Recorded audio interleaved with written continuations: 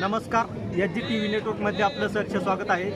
सागर, आज आपण पुरंदर तालुक्यातील श्री क्षेत्र वीर येथे आहोत आणि वीरमध्ये सोमवती अमावस्येनिमित्त श्रीनाथ मस्कोबा महाराज हे वीर मंदिरामधून श्री क्षेत्र गोडा उड्डाण येथे आंघोळी करण्यासाठी जात असतात आणि त्यानिमित्त पाहू शकता आपण लाखो भाविकांची इथं उपस्थिती आहे। पाहू शकता आपण लाईव्ह दृश्य।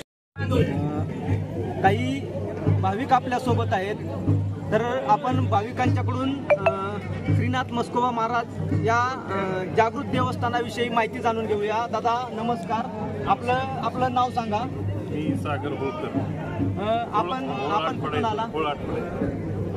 काय सांगाल श्रीनाथ मस्कोबा मंदिरामधून आज पालखी सोमवती अमावस्येनिमित्त स्नान करण्यासाठी नीरा नदीवरती येते, त्याबद्दल काय सांगाल? पूर्वीपासून परंपरा आहे, वीर गावातून इथं वरती पालखी इथे येते आणि स्नान होतं इथं जर सोमवती अमावस्या आणि यात्रेच्या निमित्तानं। दर अमावस्या आणि सोमवती अमावस्येनिमित्त श्रीनाथ मस्कोबा महाराज स्नान करण्यासाठी दाखल होतात, तर त्यावेळी लाखो समुदाय उपस्थित असतो, तर तुम्ही त्याविषयी काय सांगाल? जागृत देवस्थान आहे, हाकेला जावणारा नाथसाहेब आहे।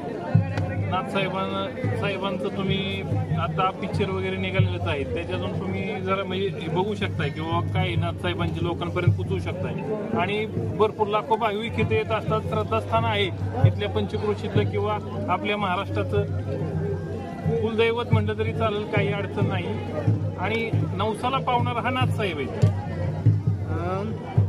श्रीनाथ मस्कोबा महाराज ज्यावेळेस स्नान करण्यासाठी नीरा नदीवरती दाखल होतात, त्यावेळी सासवड पोलीस स्टेशन असेल, श्रीनाथ मस्कोबा देवस्थान ट्रस्ट असेल किंवा ग्रामपंचायत असेल, यांच्या वतीने अतिशय उत्स्फूर्त असं नियोजन करण्यात आलेलं आहे, त्याबद्दल काय सांगाल?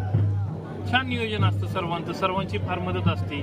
वीर गावातल्या काही ट्रस्टी असतील, ग्रामपंचायत असेल, सर्वांची फार म्हणजे पोलीस स्टेशनची सासवड पोलीस स्टेशन असेल, त्या सर्वांची फार इथं मदत असते आणि सर्वांचं श्रद्धास्थान आहे। इथे किती जरी मोठा माणूस असला तरी देवापुढे नतमस्तक होतो आणि देव त्याच्या हाकेला धावतो। हे नाथसाहेबांचं असं म्हणजे हे आहे। धन्यवाद।